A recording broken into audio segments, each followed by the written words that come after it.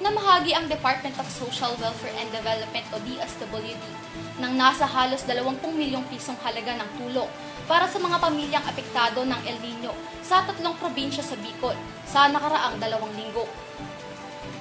Sa isang interview, sinabi ni DSWD Bicol Disaster Response and Management Division Chief Claudio Villarreal Jr.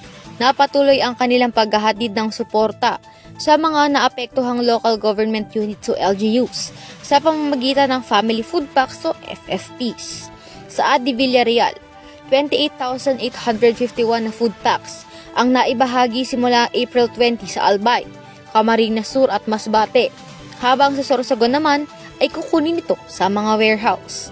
Ang isang FFPS ay naglalaman ng bigas, corned beef, sardinas, kape, cereal drinks na sapat na pakain para sa pamilya na may 5 miyembro sa loob ng 2 araw. Ayon sa report mula sa Department of Agriculture Bicol, nasa kabuuan na ng 11,252 hektarya ng palayan, maisan at taniman ng mga high-value crops ang naapektuhan. Naabot na sa kabuuan ng 532.8 million pesos ang nawala.